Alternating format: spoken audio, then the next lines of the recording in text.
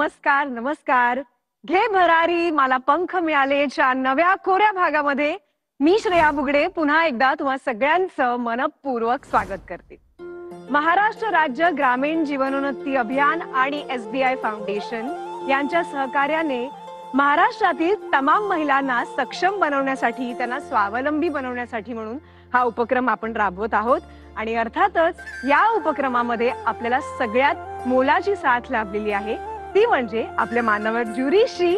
तर सगळ्यात आधी तुमचं स्वागत विशाल सोळसकर सर, संत कृपा महिला गृहोद्योग हँडमेड मसालेचे मॅनेजिंग डायरेक्टर, ज्यांनी महाराष्ट्राची ग्रामीण खाद्य संस्कृती जपली, जोपासली आणि वाढवली.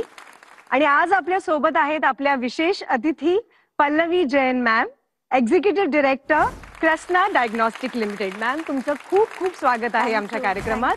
अनघा घैसास मॅम, सौदामिनी हँडलूम आणि सौदामिनी एथनिक्सच्या फाउंडर मेंबर. राहुल पापड सर, भारताची सर्वात मोठी कुल्फी चेन लाडाची कुल्फीचे फाउंडर. पुन्हा एकदा तुम्हा चौघांचं मनापासून स्वागत. सगळ्यात आधी बोलूयात आजच्या आपल्या पहिल्या उद्योजिका ताईंना. जोरदार टाळ्या त्यांच्यासाठी. भेटणार आहोत आजच्या आपल्या उद्योजिका ताईंना ज्या आल्या आहेत जालन्याहून. बोलवूयात मग संगीता ताईंना. सर्वांना माझा नमस्कार. नमस्कार. माझं नाव संगीता अर्जुन घोडके, राहणार धारकल्याण, तालुका जिल्हा जालना. माझ्या उद्योगाचे नाव आहे झाशीची राणी दालमी.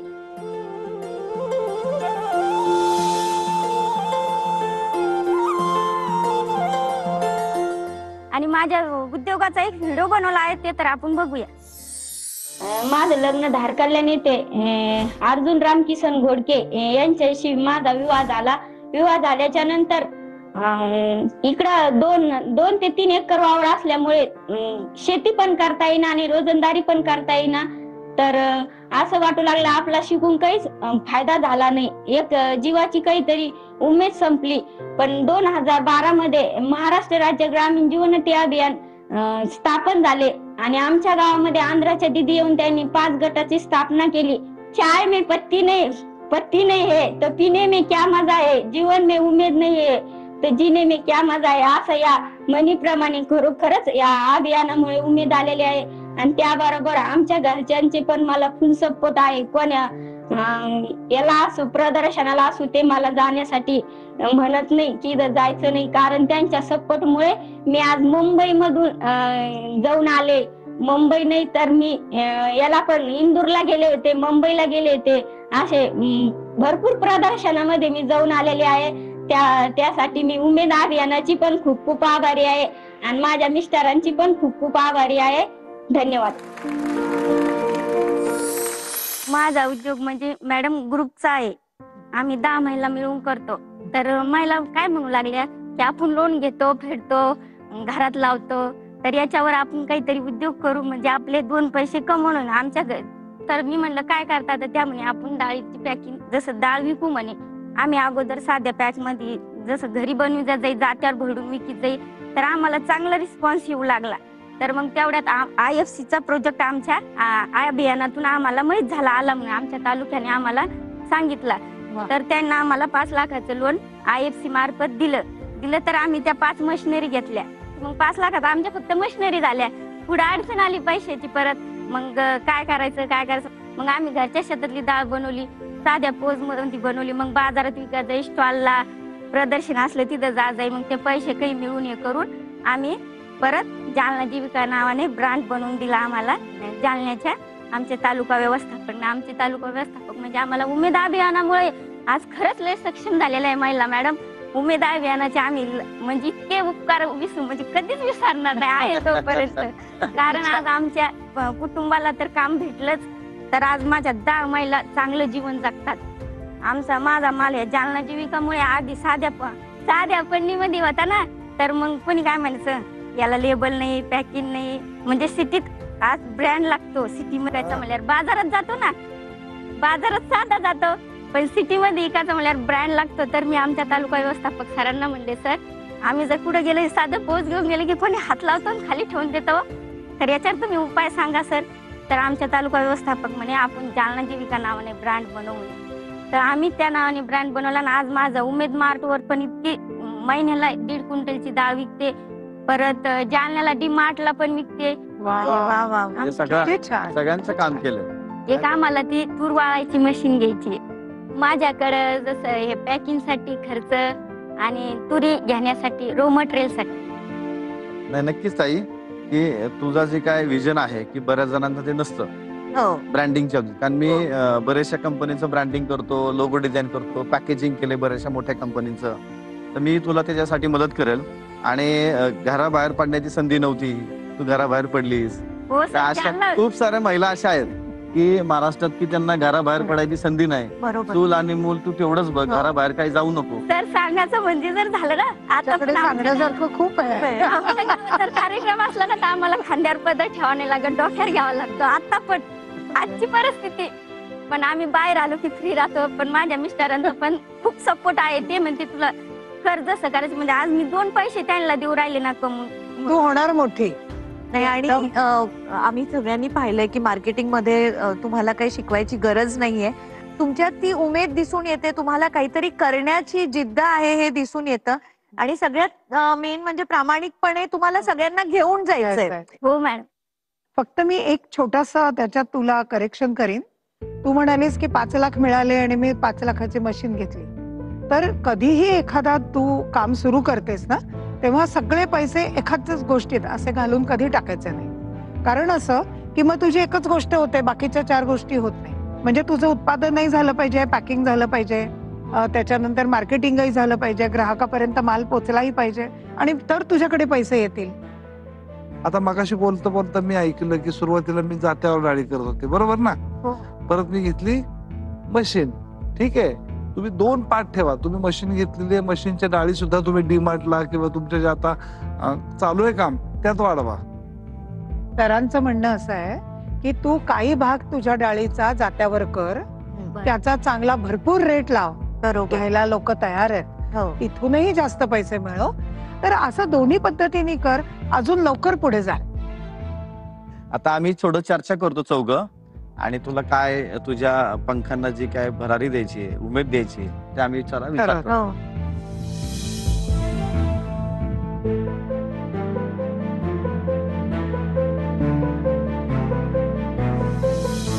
बरं, आम्ही चौघांनी एकमतानी असं डिस्कशन करून निर्णय घेतलाय. उमेद आणि SBI फाउंडेशन तर्फे ही मदत तुम्हाला देण्यात येत आहे. तर आम्ही 6 लाखाची मदत तुम्हाला करतो. धन्यवाद मॅडम.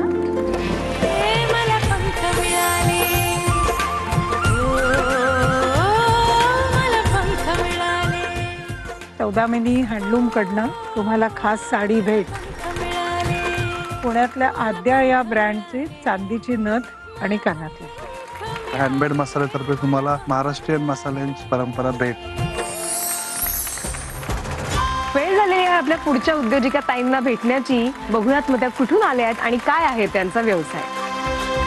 नमस्कार सगळ्यांना. नमस्कार. मी रजनी उमेश वेरुळकर, राहणार सोनाळा, तालुका संग्रामपूर, जिल्हा बुलढाण्यावरून आलेली आहे.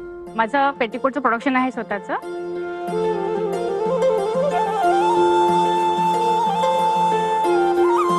आणि छोटीशी व्हिडिओ क्लिप काढलेली आहे, ते आपण बघूयात.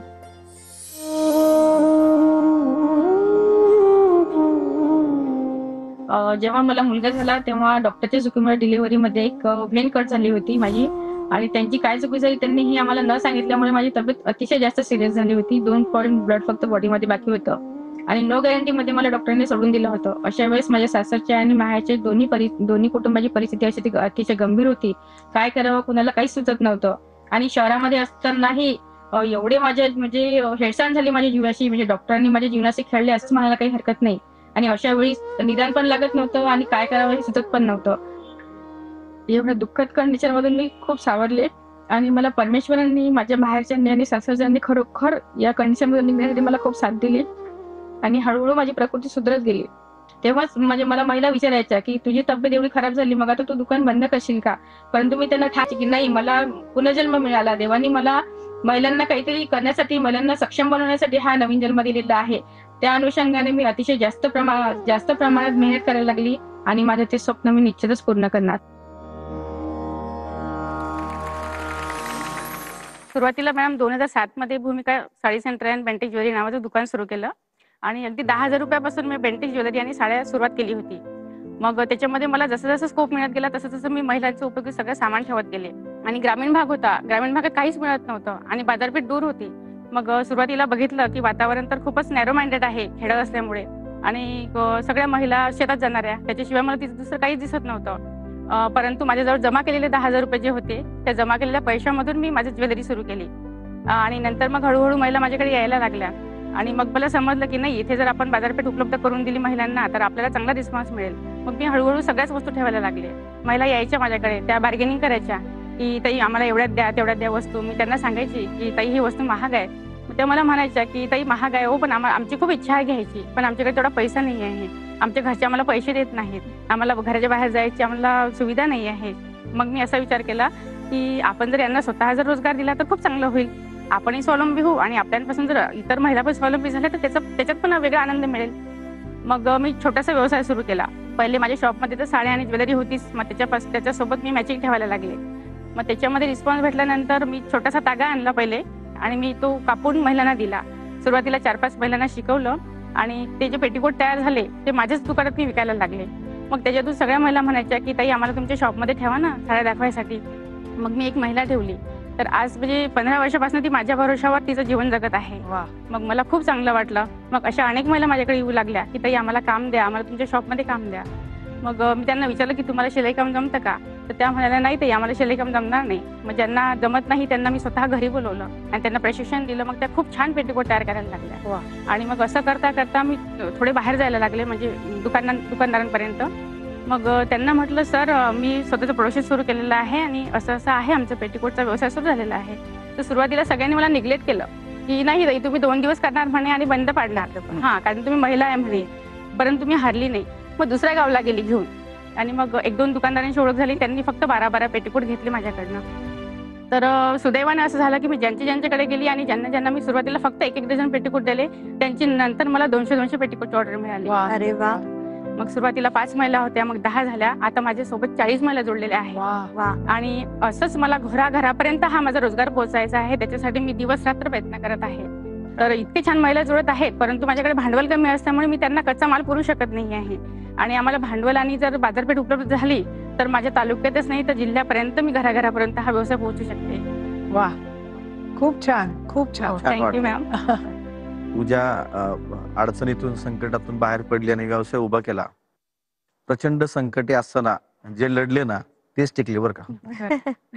माझा मित्र आहे रविवार पेठेत, त्याचा होलसेल करतो तो. तर त्याला पेटीकोट त्याला 10,000 लागतात महिन्याला. तर अशी काही ठिकाणं तू शोधली पाहिजे. इथं आलं ना तर तुला व्हॅल्यू मिळेल, क्वांटिटी मिळेल, रेट मिळेल. तर अशा काही तुला ज्या ओळखी पाहिजे ना तर त्या ज्या माझ्या ओळखी तुम्ही 100% देईन. आणि जिथं साडी विक्री होती तिथं तू पाहिजे. मला अजून एक ऍड करू इच्छिते की तुम्ही हे पेटीकोट तयार करतायत ते जे आपले पारंपरिक जसे आजही बऱ्याच महिला घालतात, पण आता जर मॉडर्नायझेशन कडे आपण गेलो तर पेटीकोट मध्ये पण आता व्हरायटी यायला लागली आहेत ना मॅम. साडी कोट आहे, त्याला स्कर्ट टाईप देतात. का देतात की कारण की त्यांना ती साडी छान बसली पाहिजे. म्हणजे आता आजचा जमाना असा आहे की दिसणं खूप महत्वाचं झालंय. आधी म्हणायचं की असणं महत्वाचं आहे.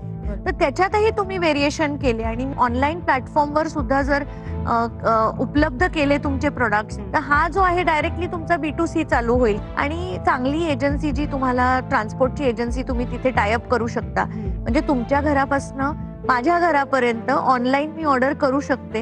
हा प्रयत्न तुम्ही नक्की करायला पाहिजे. Yes ma'am. आणि मग ते मी सांगितलं की तुम्हाला रोड मॅप की सगळ्यांना भेटावं लागेल, बोलावं लागेल. हो सर. हो तर हे कोण करणार? ही सेल्स टीम तुमच्याकडे आहे का? सर मी स्वतःच जाते सगळ्या दुकानदारांकडे. हा, हे बंद केलं पाहिजे. तुम्ही सिस्टीम लावा. सांग सेल्समॅन लावून करू ना सर. हा, सिस्टीम लावा. बरं, सेल्समॅनला लावला तर त्याला काय ट्रेनिंग द्यायचं, त्याला काय टेक्निकनी बोलायचं, त्यामुळे त्यांना कसं टॅकल करायचं हे आपल्याला माहित पाहिजे. ते पण ट्रेनिंग देऊ. आता आम्ही चर्चा करतो की तुला आता काय रक्कम द्यायची.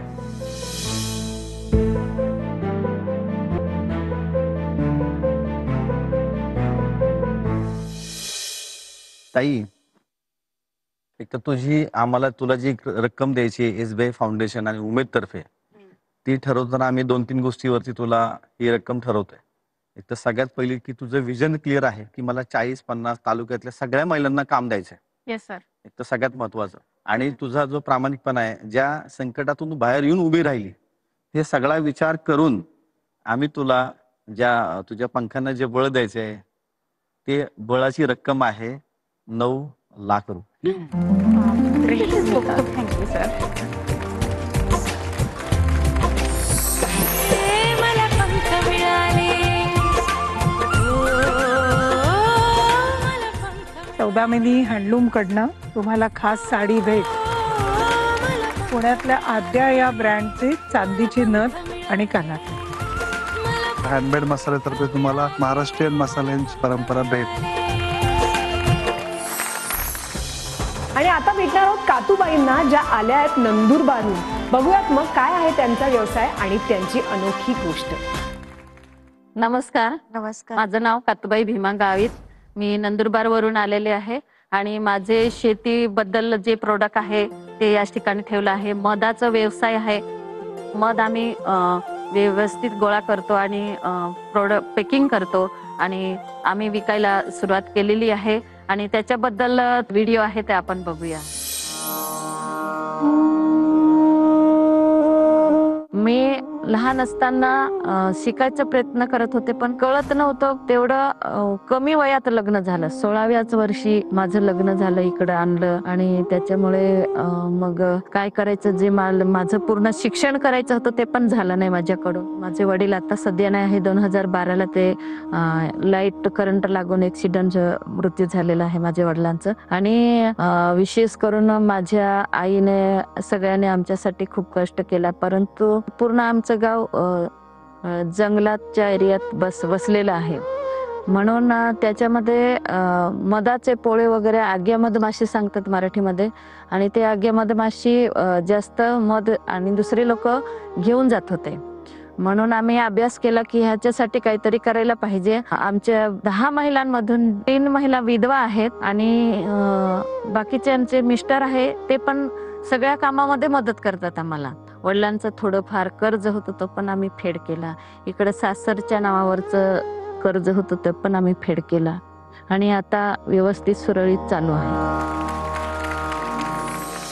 2006 मधून बचत गट स्टार्ट केला आणि त्याच्यानंतर उमेद मध्ये आम्ही 2018 मध्ये आलो आणि त्याच्यामध्ये उमेदने खरंच आम्हाला चांगला मार्ग दाखवला आणि मधाचं काहीतरी व्यवसाय करा.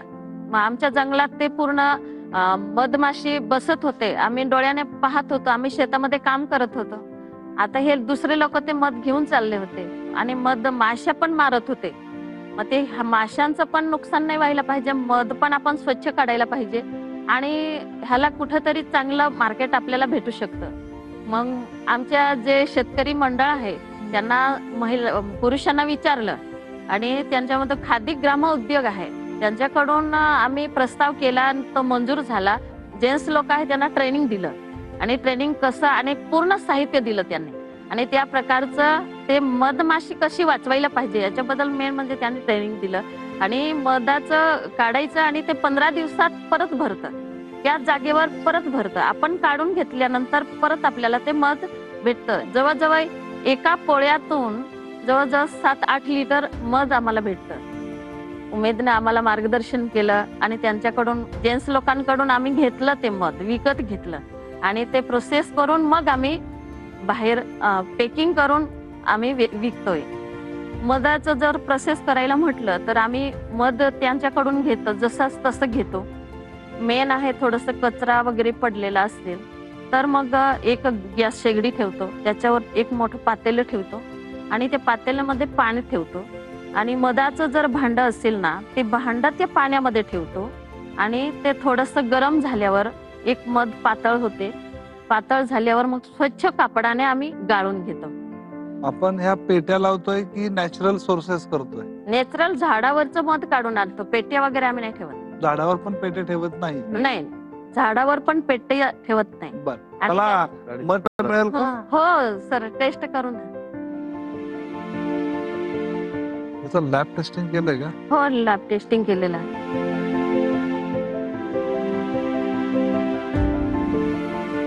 कोणत्या सीझन मधलं मध हे खायला उत्तम आणि टिकायलाही उत्तम? जंगलात फुलारू जी आहे ना ती जानेवारी पासून तर मे महिन्यापर्यंत व्यवस्थित असते. त्याच्यामध्ये अनेक झाडांना फुलारू येते. त्या वेळेस जे मध गळा होतो ना ते एकदम स्वादिष्ट असतं, वास पण येते. आता तुम्हाला ऑर्डर द्यायची झाली तर तुम्ही किती किलो मध देऊ शकता? आम्ही जर दिलं तर आम्ही 5 क्विंटल पण देऊ शकतो सर. बापरे. मला वार्षिक 3 टन मध लागतं. मला 1 टन मध तुम्ही जर देऊ शकला, असं आपण काय कॉलिब्रेट करून तुम्हाला तुमच्या त्या पदार्थाला तुम्हाला आपण मार्केट मिळवून देऊ शकतो. Yes, thank you sir. मला तर हे प्रोडक्ट आहे ना सगळे हे सेलिब्रिटी प्रोडक्ट वाटतात. हे यूज करणार हे सगळं फर्स्ट क्लास कस्टमर आहे हो. आणि महत्वाचं सेलिब्रिटीज. जो काळा जो तांदूळ आहे तो तुम्ही कसा किलो विकता? आम्ही 150 ने विकला पहिला, बरं. पण आता बरंच झाले, मग 100 ला 1 किलो. अरे आता काय आहे ऑनलाईन किंमत जर तुम्ही आताही सर्च केलं तर 850 रुपये किलो आहे.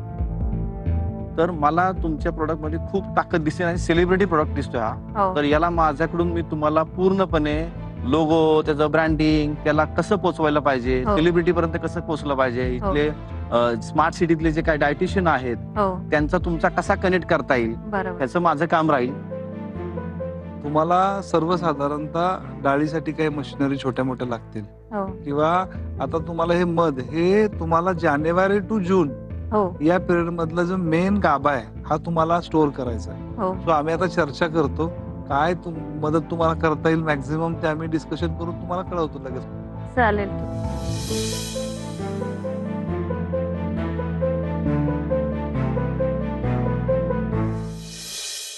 आम्ही 14 जणांनी ताई विचार केला, तुम्हाला सगळ्यांनी मिळून आम्ही ठरवलेलं आहे की उमेदच्या माध्यमातून SBI फाउंडेशन तुम्हाला 8 लाख रुपयाची मदत करते. थँक्यू.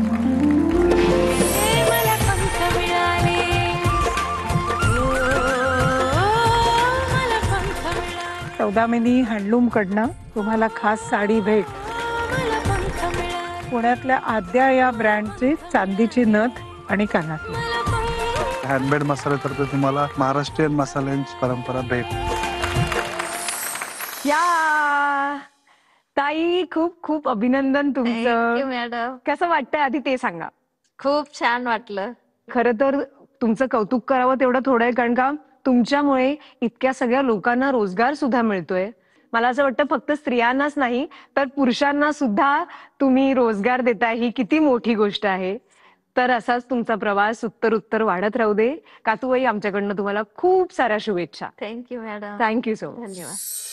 कुठलाही व्यवसाय छोटा किंवा मोठा नसतो, कुठलाही प्रवास छोटा किंवा मोठा नसतो. व्यवसायाचं स्वरूप जरी छोटं असलं तरी आपल्या सगळ्या ताईंची स्वप्न फार मोठी आहेत. आणि अशाच काही प्रेरणादायी ताईंसोबत भेटणार आहोत पुढच्या भागामध्ये. पाहत रहा तुमचा लाडका कार्यक्रम ज्याचं नाव आहे घे भरारी मला पंख मिळाले. प्रायोजक SBI foundation, telecast partner TV9 Marathi, radio partner radio city. आणि अर्थातच जसं मी नेहमी सांगते, आपल्या उमेद परिवारातील या सगळ्या ताईंचे प्रोडक्ट्स उमेदच्या डिजिटल प्लॅटफॉर्मवरती म्हणजेच umedmart.com वरती उपलब्ध आहेत. तेव्हा पाहत रहा घे भरारी मला पंख मिळाले. शुक्रवार, शनिवार आणि रविवार दुपारी 4:15 वाजता फक्त TV9 मराठीवर.